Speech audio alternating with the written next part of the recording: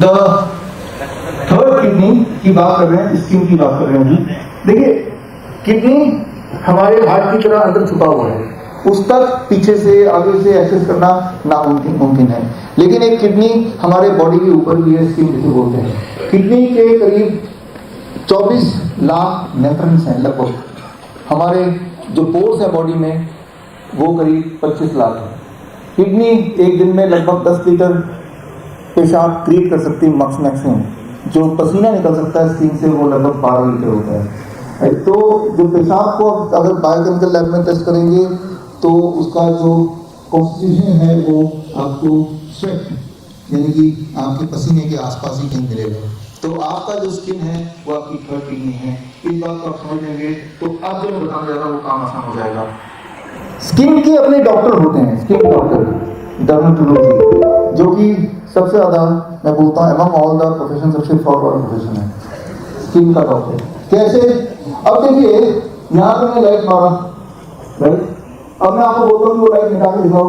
आप क्या करते हैं, जहाँ पे लाइट है वहाँ जाते हैं, वहाँ रबर लगाते हैं, वहाँ पेंट करते हैं, वहाँ पे कुछ काटते हैं, वहाँ पे कुछ छाटते हैं, जो भी करते हैं वहाँ पे करते हैं, राइट? तो जब तक आप वहाँ पे करते रहेंगे, जब कोई दिखाएगा तो ये लाइट चली गई वहाँ से, उसके लिए आपको क्या करना पड़ेगा? सोर्स देखना पड़ेगा। You will find one source, जो सोर्स ही है, सोर्स को मैंने हटा दिया तो वहाँ से वो लाइट चली गई। तो स्किन में जो भी कुछ दिखता है तो वो स्किन में अगर हम अटैक करेंगे, वहाँ पे लोशन लगाएंगे, वहाँ पे क्रीम लगाएंगे, वहाँ पे अगर इलाज करेंगे, वो ऐसा लगेगा उसे कि इलाज होने वाला है, ठीक होने वाला है, लेकिन वो दिन आएगा नहीं कभी जब वो ठीक हो जाएगा। तो जब भी कोई स्किन को टारगेट करता है, स्किन में लोशन लगाता है, क्रीम लगाता है ठीक करने के लिए, समझ लीजिए ये वही वाला एग्जाम्पल है जो ये कि कोई सोचे कि मैं उधर जाके कुछ करूंगा तो ये छुप जाएगा, ढक जाएगा, वो दिन कभी आने नहीं वाला। सो स्किन में जो भी चीज रिफ्लेक्ट करती है दैट इज अंदर जो चल रहा है उसी का एक रिफ्लेक्शन बाहर स्किन में होता है। इस बात को हमें अंडरस्टैंड करना होगा।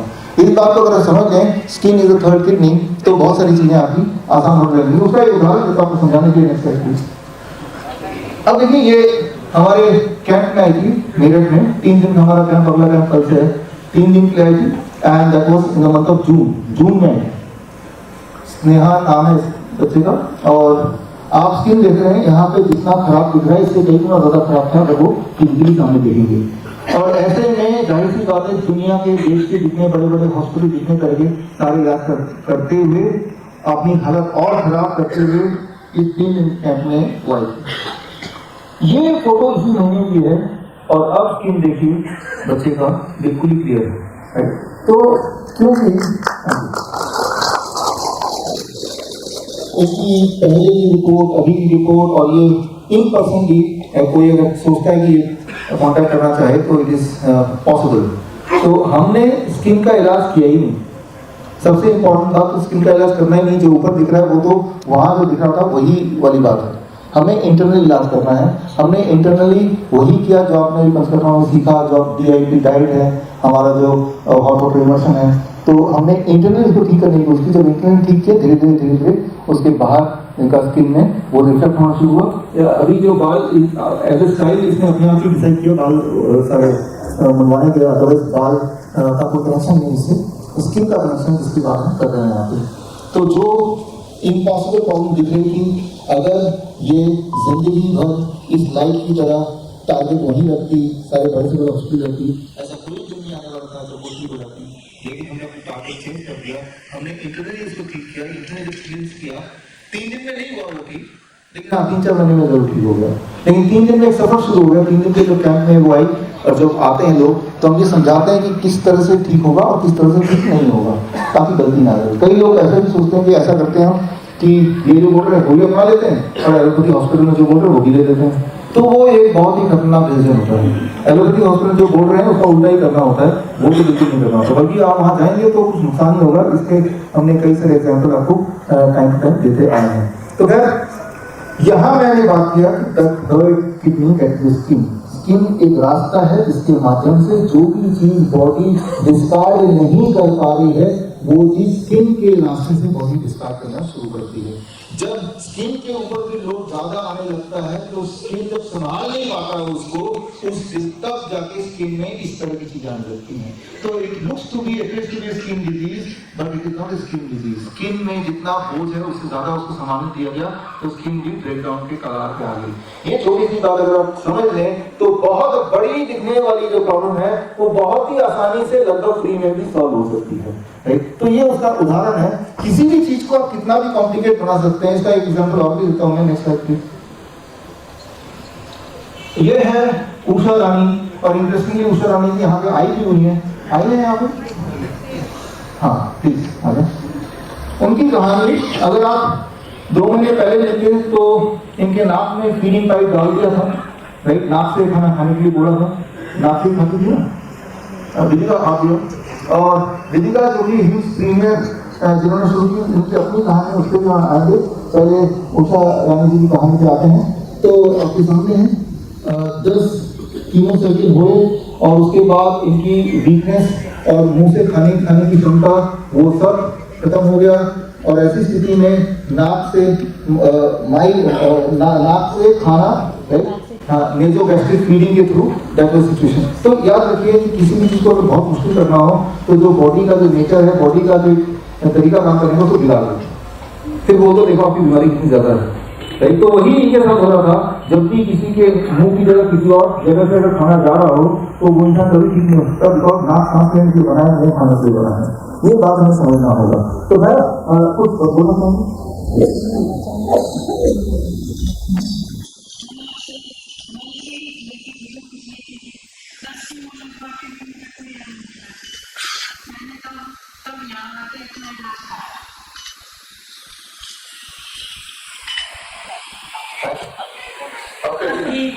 अब मैं बिल्कुल ठीक हूँ, कुछ भी खा सकती हूँ, कुछ भी पी सकती हूँ, चल नहीं सकती थी। मैं व्हील चेयर पर चलती थी, पकड़ के चलती थी, पकड़ के ले जाते थे, नहलाते भी खुद ही थे। मेरे को कुछ भी नहीं हो, कुछ भी मैं कर नहीं सकती थी। और मैं इतनी ठीक हो गई कि मैं सब कुछ अपने आप कर सकती हूँ, अपने आप चल सकती हूँ, अपने आप खा सकती हूँ।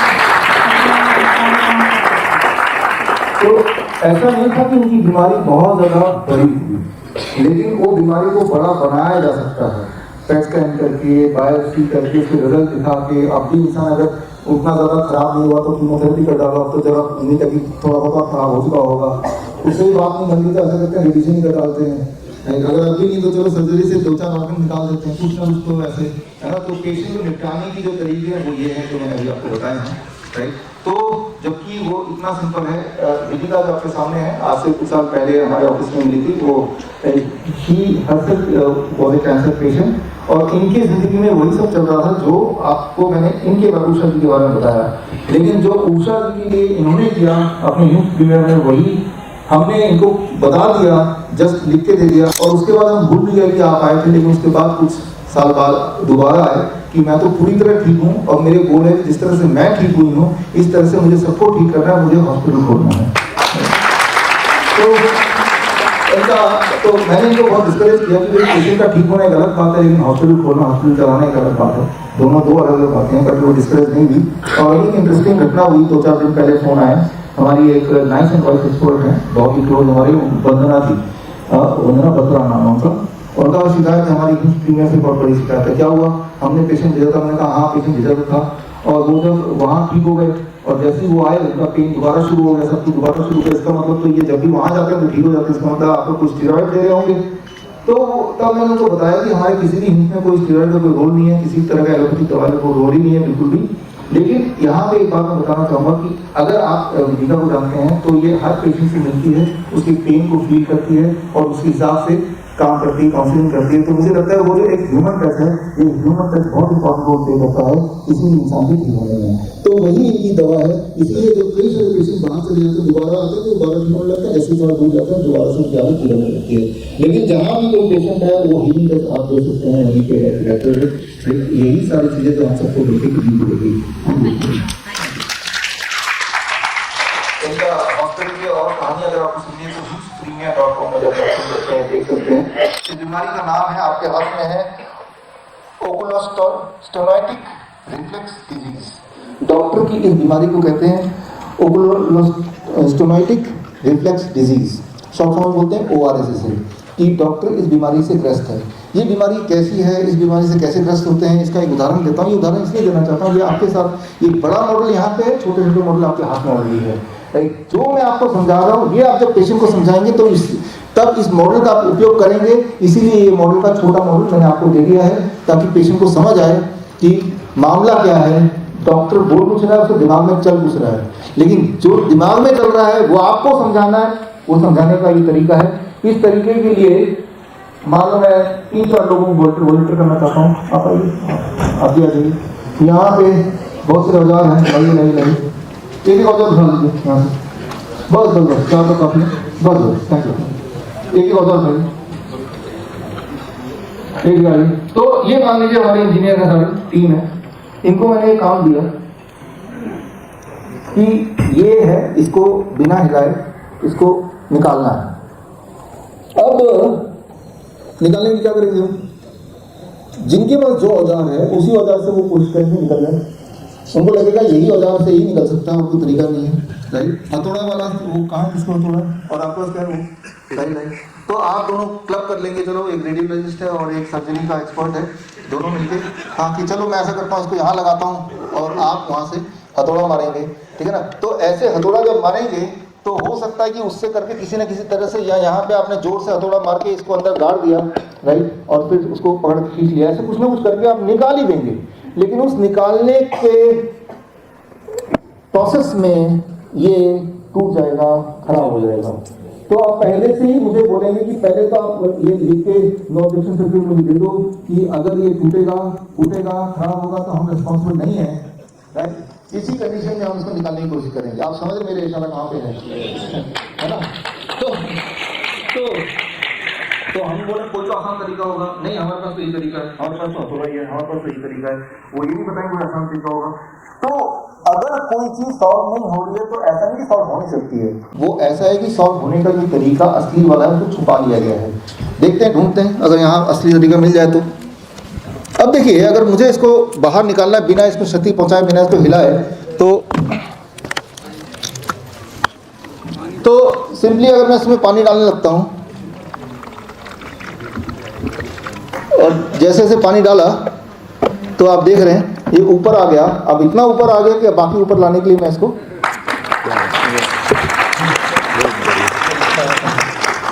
तो आपके पास ऑलरेडी एक छोटा मॉडल है, करके दिखाएंगे, लोगों को समझाएंगे कि कोई भी चीज को करने के कमर्शियल तरीके हो सकते हैं जो नुकसानदेह हैं, और एक फ्री फंड का तरीका भी हो सकता है। लेकिन जो फ्री फंड का तरीका है वो आयुर्वेद के टेक्स्ट में ऑलरेडी लिखा हुआ है, लेकिन वो जो तरीका है फॉरगेट अबाउट नॉर्मल पीपल, आज की तारीख में इवन BMS के कोर्स में भी वो तरीके हटा दिए गए, छुपा दिए गए, प्रॉब्लम नहीं है। अगर आप किसी आयुर्वेदिक डॉक्टर से पूछेंगे, वो सारे तरीके उनके सिलेबस में नहीं है, उनको पता नहीं है। आयुर्वेद अपने आप में इनफेक्टिव नहीं है, वो इनफेक्टिवली पढ़ाया जाता है, इसलिए वो इनफेक्टिव है। कई बार लोग बोलते हैं कि अगर आपको चोट लगेगी, अगर आपको एक्सीडेंट होगा, अगर आपका हाथ पैर टूट जाएगा तब तो जाना पड़ेगा ना, हमारे पास आना पड़ेगा। अब करें तो करें क्या, 99% बजट तो एलोपैथी को दिया हुआ है और 1% से लेस बजट बाकी पूरे सिस्टम को दिया हुआ है। ये तो ठीक उसी तरह से हो गया, वो जो टायर रखा हुआ है उसका एग्जाम्पल मैं दोबारा से दोहराता हूँ कि अगर सारे के सारे पंचर ठीक करने वालों को गायब कर देंगे, हर भगाई देंगे, तो जब पंचर होगा ना चाह के भी तो आपको जाना पड़ेगा ना वहाँ पे जो बड़ा शोरूम है ना। तो अगर आप बड़े हॉस्पिटल में जाते हैं तो वो इसलिए जाते हैं कि वो अच्छा सोल्यूशन है, वो इसलिए जाते हैं कि ताम झाम उस तरह से बनाया गया है। किस तरह से बनाया गया उसका एक नमूना आपने अभी अपने सामने